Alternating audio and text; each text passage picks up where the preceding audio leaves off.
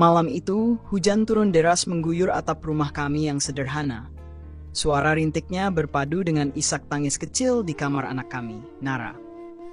Bocah perempuan berusia 5 tahun itu tak berhenti menangis, memanggil nama ayahnya yang tak kunjung pulang sejak pagi. Aku duduk di tepi ranjangnya, berusaha menenangkannya dengan usapan lembut di punggung kecilnya, meskipun hatiku sendiri terasa hancur berkeping-keping. "Ayah kemana, Bu? Kok nggak pulang-pulang?" tanyanya dengan suara serak. Aku hanya bisa tersenyum lemah, menahan air mata yang ingin jatuh. "Sebentar lagi pulang, sayang." Jawabku berusaha terdengar meyakinkan, meski aku sendiri tidak tahu apakah itu benar. Tengah malam berlalu, pintu depan masih tetap tertutup rapat tanpa tanda-tanda suamiku, Ardi, akan datang. Kecurigaanku mulai berubah menjadi rasa takut. Sudah beberapa minggu terakhir ini, Ardi berubah. Pulang larut malam, lebih sering menatap layar ponselnya daripada berbicara denganku, dan setiap pertanyaan yang kuberikan hanya dijawab seadanya, kalau bukan dengan marah. Namun malam itu, semua terjawab dengan cara yang tak pernah kubayangkan. Ponsel Ardi yang tertinggal di meja ruang tamu berbunyi.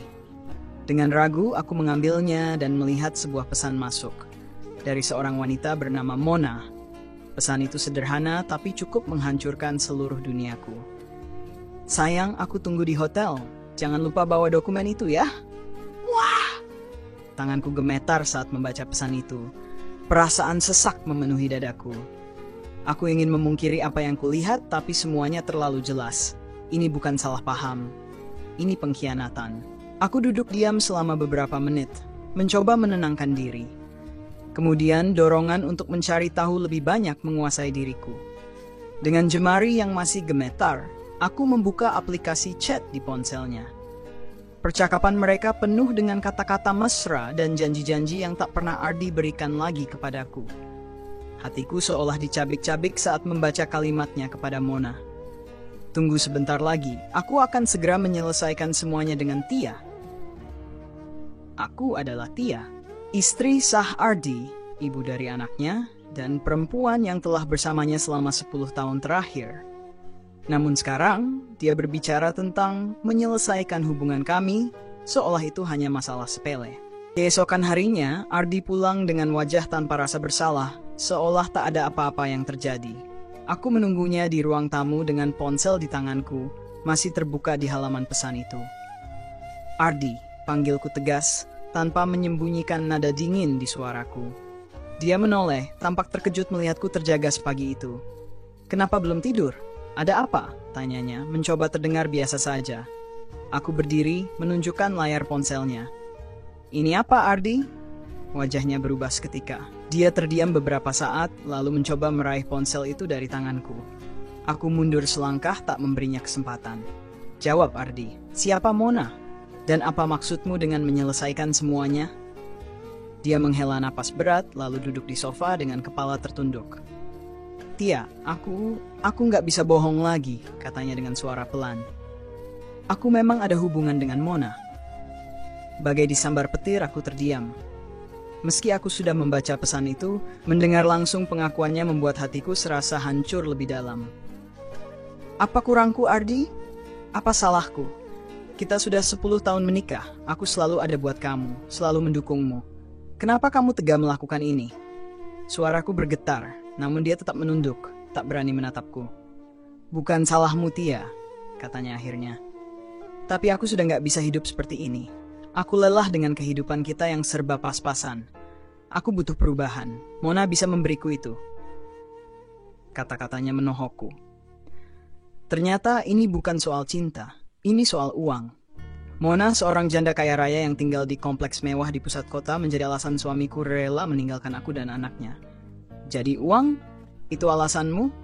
Kamu lebih memilih hidup mewah bersama dia daripada membangun semuanya lagi dengan aku?" tanyaku dengan marah. Dia hanya diam. Sikap diamnya itu lebih menyakitkan daripada 1000 hinaan. Aku tahu di matanya aku dan Nara sudah bukan prioritas lagi.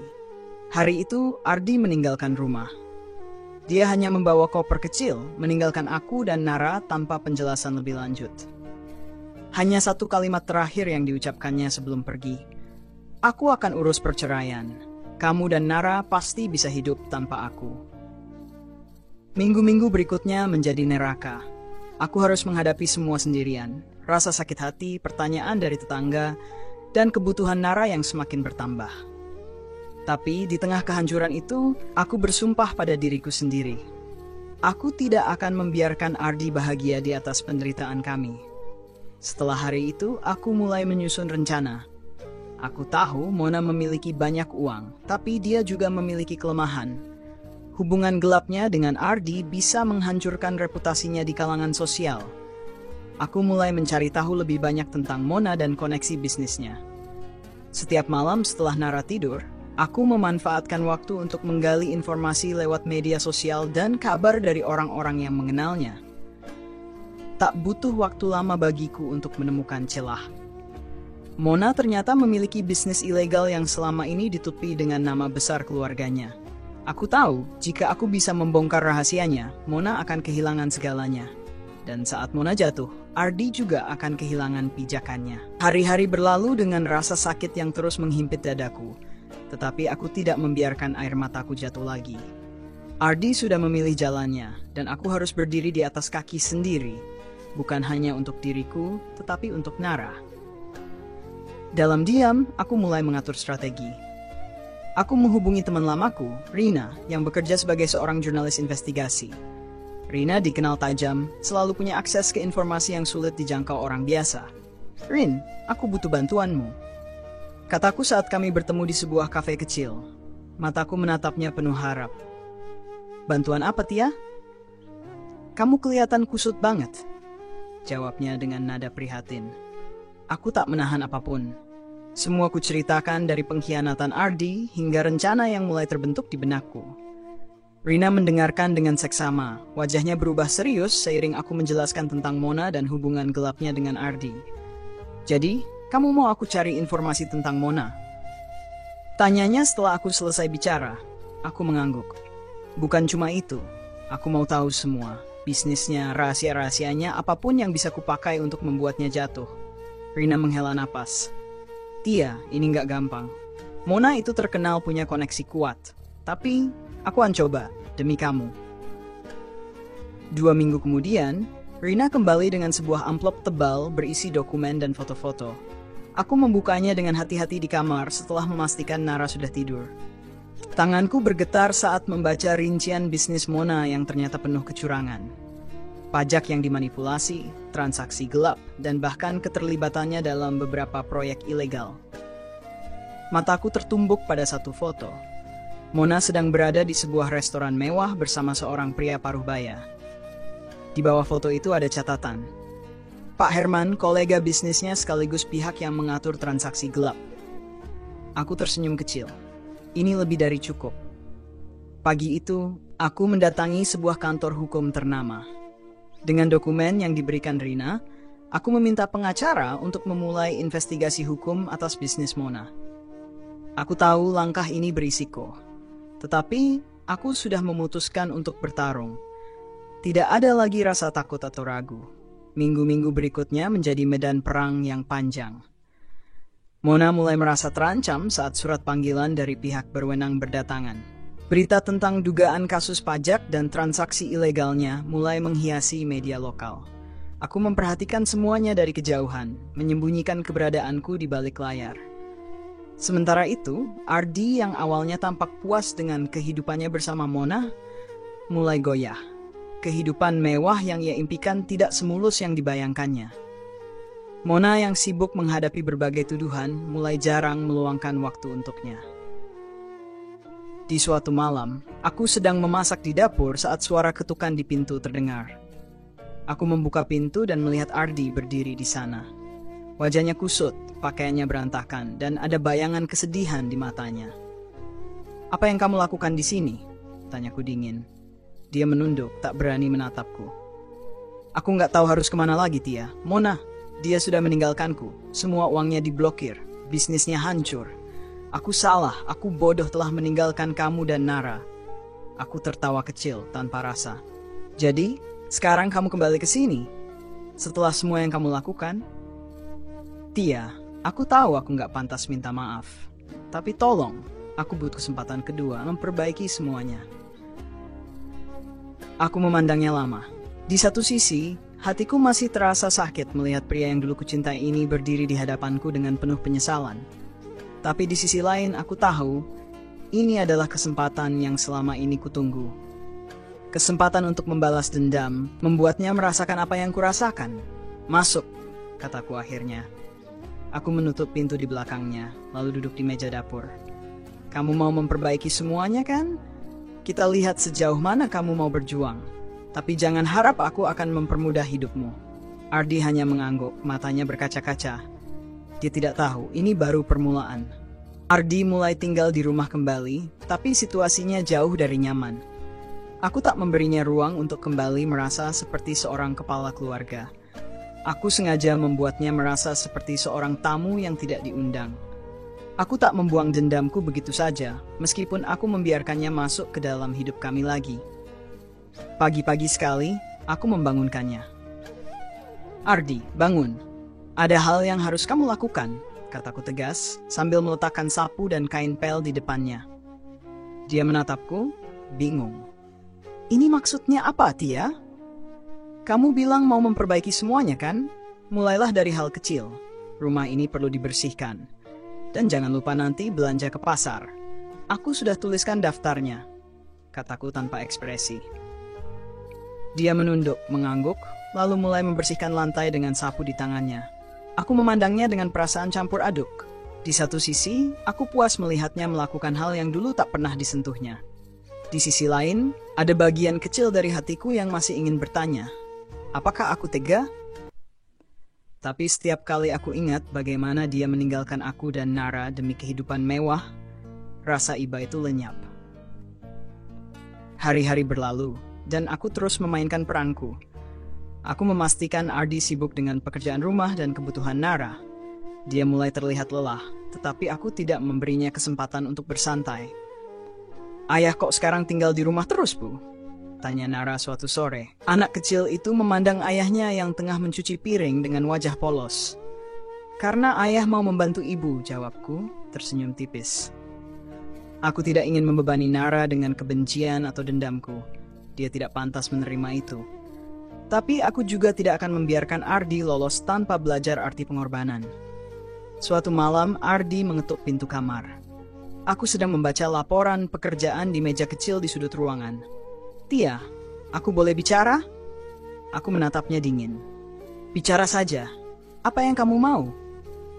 Dia duduk di tepi ranjang menatap lantai dengan tatapan penuh penyesalan. Aku tahu aku salah besar. Aku tahu aku nggak pantas dimaafkan. Tapi aku ingin bilang, aku benar-benar menyesal. Aku nggak tahu kenapa aku begitu bodoh waktu itu. Aku menutup buku di tanganku, lalu berdiri menghadapnya. Menyesal itu mudah, Ardi. Tapi apa kamu paham? Apa yang kamu lakukan itu lebih dari sekadar pengkhianatan. Kamu menghancurkan aku. Kamu meninggalkan anakmu. Kamu memilih hidup yang kamu pikir lebih baik. Dan meninggalkan kami tanpa peduli apa yang terjadi. Dia mengangkat wajahnya, dan aku bisa melihat air mata di matanya. Tapi aku tidak merasa tersentuh. Aku sudah terlalu terluka. Aku nggak tahu apakah aku bisa percaya lagi sama kamu, Ardi. Jadi jangan harap aku akan melupakan semuanya begitu saja, lanjutku. Dia mengangguk, tak berkata apa-apa. Lalu dia bangkit dan keluar dari kamar. Aku menatap punggungnya, mencoba mencari tahu apakah aku benar-benar masih menginginkan dia di hidupku. Atau ini semua hanya soal balas dendam. Di luar rencana pribadiku, sesuatu yang tidak kuduga terjadi. Mona muncul kembali. Wanita itu meneleponku suatu sore, suaranya penuh amarah. Kamu pikir kamu menang, Tia? Katanya tajam. Kamu merusak hidupku, tapi aku nggak akan tinggal diam. Aku tersenyum kecil, meskipun dia tidak bisa melihatnya. Aku hanya membalas apa yang pantas kamu dan Ardi dapatkan, Mona. Kalau kamu ingin menyalahkan seseorang, lihatlah diri sendiri.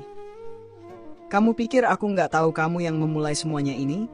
Aku punya bukti, Tia. Dan aku akan pastikan kamu juga merasakan apa yang aku rasakan. Dia menutup telepon sebelum aku sempat menjawab.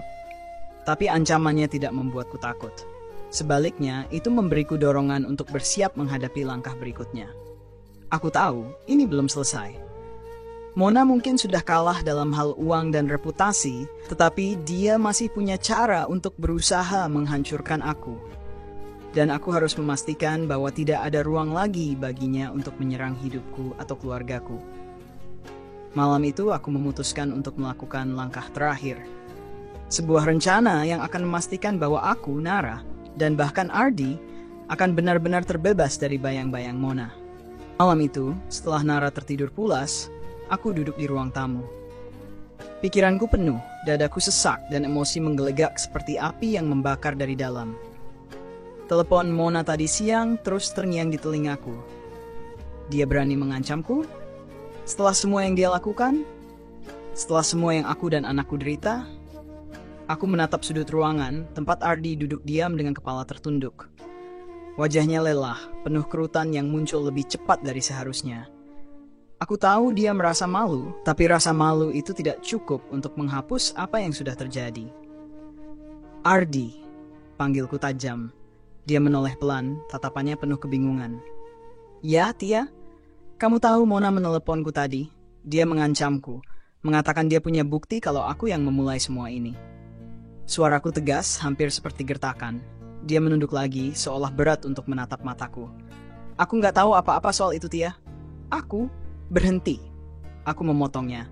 Berhenti bicara kalau kamu cuma mau membela diri. Sekarang aku tanya Ardi. Seberapa jauh kamu tahu soal Mona? Seberapa dalam kamu terlibat dalam semua kekacauannya? Aku nggak terlibat apa-apa, Tia. Katanya suaranya lirih, hampir seperti bisikan. Aku cuma ingin hidup lebih baik. Aku nggak tahu kalau dia punya banyak masalah. Aku tertawa pahit. Kamu serius? Hidup lebih baik katamu? Dengan meninggalkan aku dan Nara? Dengan berlari ke pelukan perempuan yang kamu pikir bisa memberimu semua yang aku nggak bisa? Kamu tahu apa yang Mona lakukan, Ardi. Kamu tahu, tapi kamu memilih diam karena kamu menikmati apa yang dia berikan. Dia terdiam, tak mampu menyangkal. Aku berdiri melangkah mendekatinya hingga aku berdiri tepat di depannya. Sekarang dengarkan aku baik-baik. Kamu ingin memperbaiki semuanya? Aku akan beri kamu kesempatan. Tapi kamu harus membantuku menyelesaikan ini. Aku tidak peduli seberapa takut atau seberapa rendah kamu merasa. Kamu akan melawan dia bersamaku. Ardi mengangguk perlahan. Aku akan lakukan apa saja, Tia. Aku janji. Aku menatapnya tajam. Bagus. Karena kalau kamu berani mundur, aku akan pastikan kamu kehilangan segalanya. Aku tidak main-main, Ardi. Hari berikutnya, aku mulai melangkah lebih jauh. Dengan bantuan Rina, aku mengumpulkan semua bukti baru tentang Mona. Bukti yang lebih eksplosif dan tidak bisa disangkal. Kali ini, aku melibatkan seorang pengacara kenalan Rina yang berpengalaman dalam kasus pencucian uang dan penipuan. Aku tahu perang ini akan panjang, tetapi aku tidak akan berhenti sampai Mona benar-benar hancur. Sementara itu, Ardi ku beri tugas lain. Aku memintanya untuk menghubungi orang-orang yang dulu menjadi rekan bisnis Mona. Dengan sikap rendah hati dan penuh penyesalan, dia harus mengorek informasi dari mereka. Awalnya dia tampak ragu, tetapi aku tidak memberinya pilihan. Kalau kamu benar-benar mau membuktikan dirimu, lakukan ini. Kataku dingin.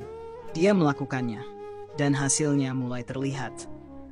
Ardi kembali dengan informasi tentang beberapa kesepakatan gelap yang melibatkan Mona dan koleganya. Dengan setiap informasi baru yang didapat, aku merasa semakin kuat, semakin yakin bahwa rencana ini akan berhasil. Sementara aku sibuk dengan rencana balas dendamku, Mona tidak tinggal diam. Dia mulai menyerang balik, menggunakan pengaruhnya untuk menyebarkan rumor tentang aku. Beberapa tetangga yang awalnya mendukungku mulai menjauh, mempercayai cerita bahwa aku sengaja menghancurkan kehidupan Mona demi balas dendam pribadi. Namun, aku tidak peduli. Bagiku, ini bukan tentang apa yang orang lain pikirkan. Ini tentang melindungi diriku dan anakku, dan memastikan bahwa Ardi tidak pernah punya alasan untuk kembali ke lubang yang sama. Puncaknya terjadi pada suatu malam yang kelam. Aku menerima sebuah surat ancaman yang dilempar ke halaman rumah. Surat itu berisi ancaman bahwa aku harus menghentikan semua aksiku, atau aku dan Nara akan mengalami sesuatu yang buruk. Tulisannya jelas penuh kebencian, dan aku tahu siapa yang mengirimnya. Aku meremas surat itu dengan tangan-tangan gemetar lalu memandang Ardi yang berdiri di ambang pintu. "Kamu lihat ini?" tanyaku sambil menunjukkan surat itu. Dia mengangguk, wajahnya penuh rasa bersalah. "Aku nggak tahu dia akan sejauh ini, Tia. Mona sudah kehilangan akal. Dia pikir aku akan menyerah? Dia pikir aku akan takut? Tidak, Ardi. Aku sudah terlalu jauh untuk mundur sekarang." Aku meraih ponselku dan menelepon Rina. "Rina, aku butuh bantuannya sekarang juga. Kirimkan semua bukti ke media. Kita biarkan publik tahu siapa Mona sebenarnya." Rina terdengar ragu di telepon. "Tia, ini langkah besar. Kamu yakin?" "Aku yakin," jawabku dengan penuh tekad. "Aku tidak akan membiarkan dia menang. Aku tidak akan membiarkan siapapun menyakiti aku atau anakku lagi." Dalam waktu 24 jam, berita tentang skandal Mona meledak di media. Nama Mona menjadi sorotan utama dan semua koneksinya mulai menjauh darinya. Bisnisnya benar-benar runtuh, dan dia menghadapi ancaman penjara. Mona berusaha menghubungiku, tapi aku tidak menjawab panggilannya. Aku hanya ingin dia tahu satu hal, dia tidak akan pernah bisa menyentuh hidupku lagi. Mona tak berhenti mencoba menghubungiku. Telepon, pesan, hingga utusan melalui beberapa kenalannya datang bertubi-tubi. Aku tak menggubris semuanya. Aku tahu dia panik. Segala yang dia bangun dengan licik selama bertahun-tahun sekarang hancur dalam hitungan hari. Rasanya ada kepuasan tersendiri melihatnya jatuh ke titik nadir. Namun, aku juga tahu ini belum benar-benar berakhir. Mona bukan tipe orang yang mudah menyerah. Dia pasti akan mencoba cara lain untuk membalas, dan aku harus bersiap.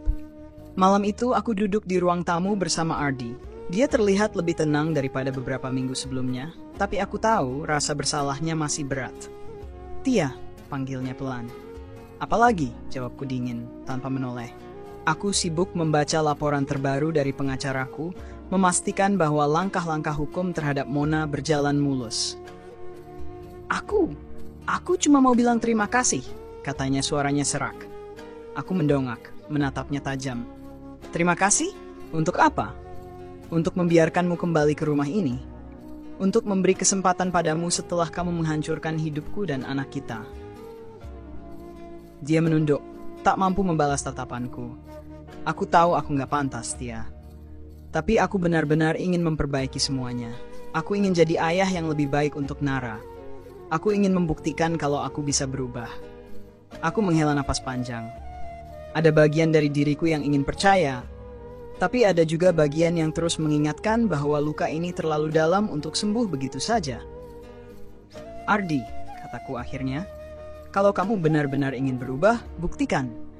Tapi jangan berharap aku akan melupakan semuanya begitu saja. Aku tidak akan pernah menjadi orang yang sama lagi setelah apa yang kamu lakukan." Dia mengangguk pelan, dan malam itu berlalu tanpa kata-kata lagi.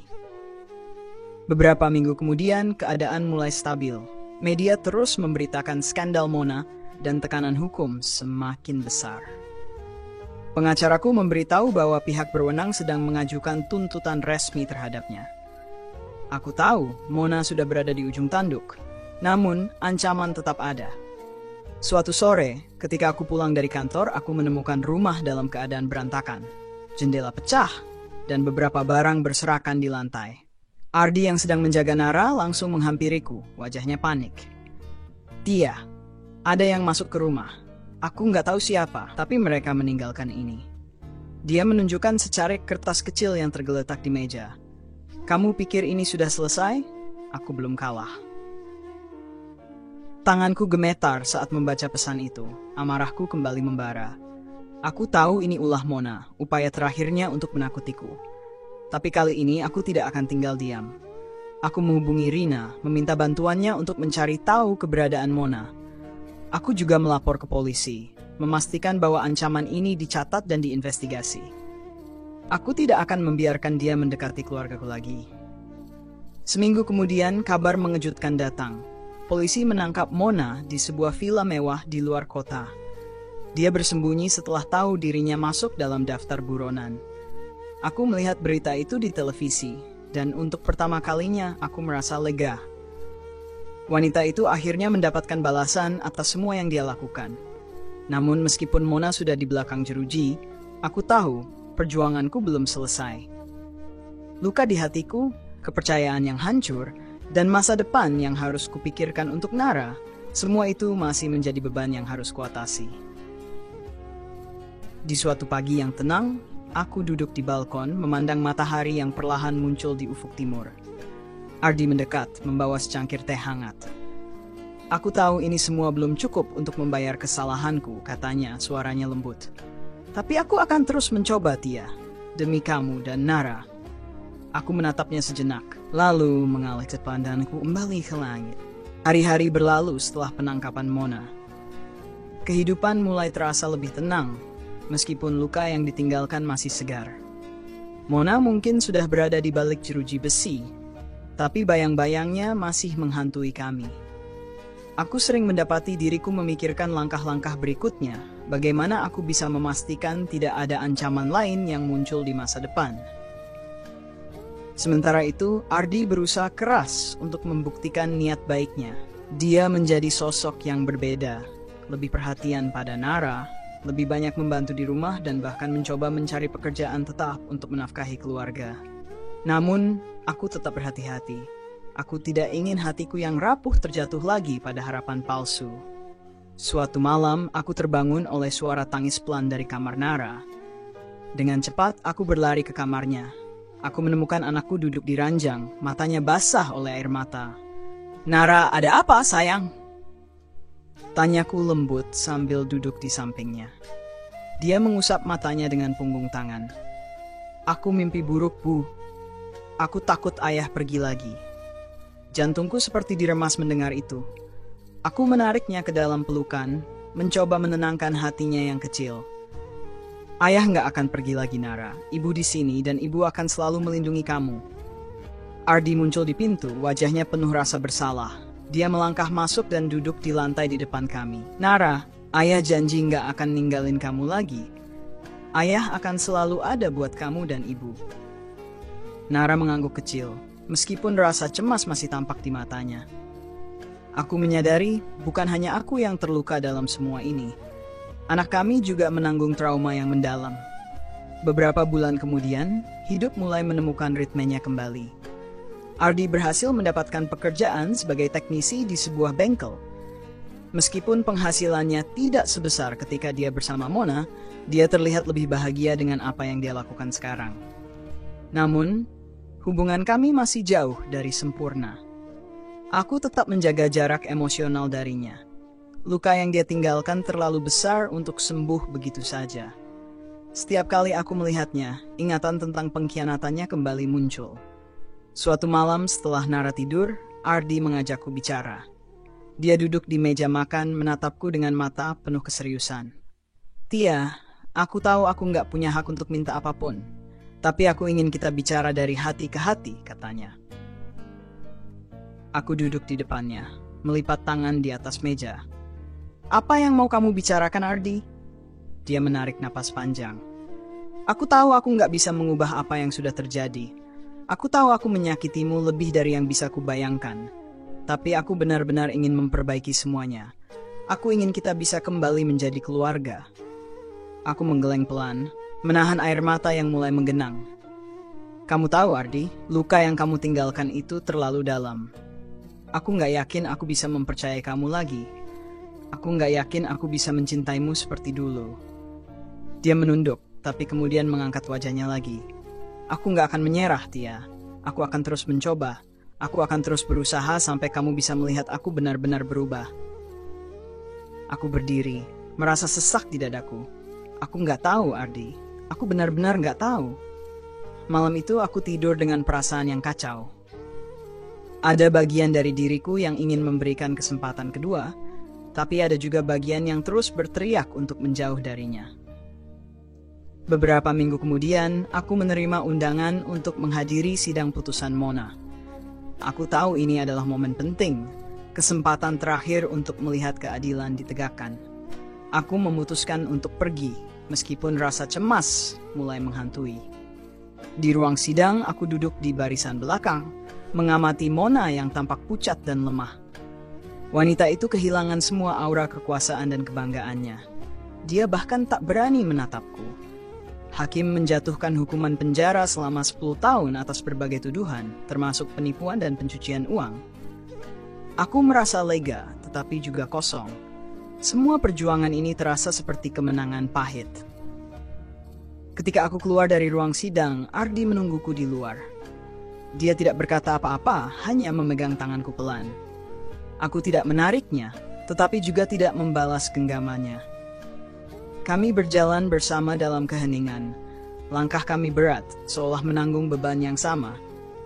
Aku tahu, perjalanan kami masih panjang. Tapi setidaknya, untuk pertama kalinya, aku merasa bahwa kami mungkin bisa menemukan jalan ke depan, meskipun penuh dengan luka dan keraguan. Malam itu, aku duduk di ruang tamu dengan segelas teh yang sudah didingin di tangan. Pikiran-pikiran tentang Mona, Nara, dan Ardi terus berputar di kepalaku. Rasanya seperti semua bagian hidupku bertumpuk menjadi satu, membuatku sulit bernapas. Aku tahu perjalanan balas dendamku terhadap Mona sudah berakhir, tapi ada perang lain yang masih berlangsung, perang di dalam hatiku sendiri. Aku menatap ke arah Ardi, yang duduk di lantai bermain puzzle bersama Nara. Mereka tertawa bersama, dan untuk sesaat, aku melihat secercah kebahagiaan yang dulu pernah kami miliki.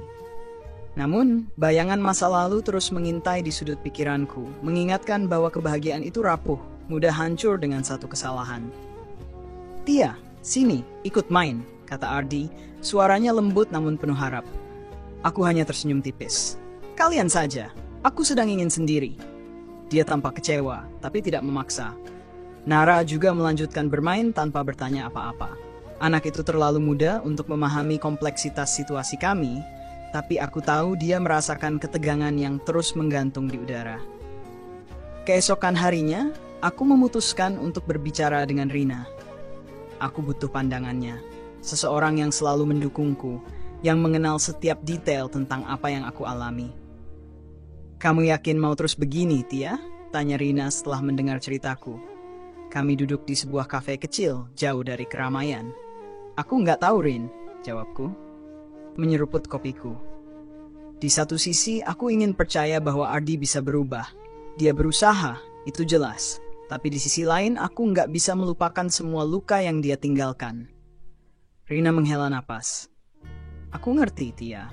Luka itu nggak akan sembuh dalam semalam. Tapi kamu juga harus tanya ke diri kamu sendiri. Apa kamu mau terus hidup dalam bayang-bayang masa lalu? Atau kamu mau coba melangkah ke depan, entah itu dengan dia atau tanpa dia?"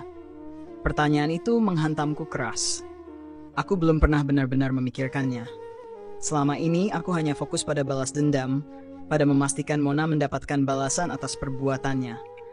Tapi sekarang, ketika itu semua sudah selesai, aku merasa kehilangan arah.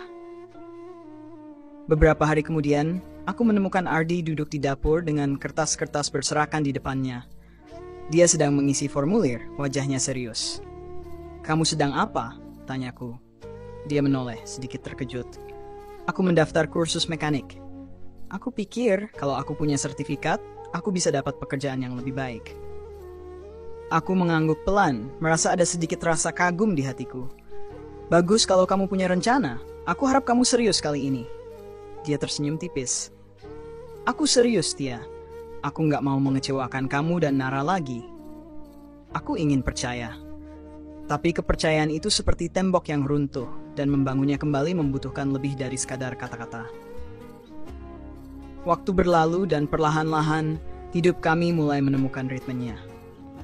Ardi berhasil menyelesaikan kursusnya dan mendapatkan pekerjaan tetap di bengkel besar. Dia lebih sering pulang tepat waktu dan waktunya bersama Nara semakin banyak. Anak kami mulai terlihat lebih ceria, lebih percaya bahwa keluarganya bisa utuh lagi. Namun aku masih tetap menjaga jarak. Luka di hatiku terlalu dalam dan aku belum siap untuk membuka diriku sepenuhnya. Aku tahu jika aku ingin melanjutkan hidup, aku harus membuat keputusan. Apakah aku akan memberikan kesempatan kedua pada Ardi, atau aku akan memulai hidup baru, tanya. Suatu malam setelah Nara tidur, Ardi menghampiriku di ruang tamu. Dia duduk di sebelahku, diam sejenak sebelum akhirnya berkata, "Tia, aku tahu aku udah salah besar. Aku tahu aku nggak pantas meminta tak apapun darimu. Tapi aku ingin tahu satu hal. Masih adakah sedikit saja tempat untukku di hatimu? Pertanyaan itu membuatku terdiam. Aku menatap matanya, mencoba mencari kejujuran di sana. Untuk pertama kalinya, aku melihat ketulusan yang berbeda. Seperti seorang pria yang benar-benar menyesali perbuatannya dan ingin memperbaiki semuanya. Aku nggak tahu, Ardi, jawabku akhirnya. Suaraku pelan tapi tegas.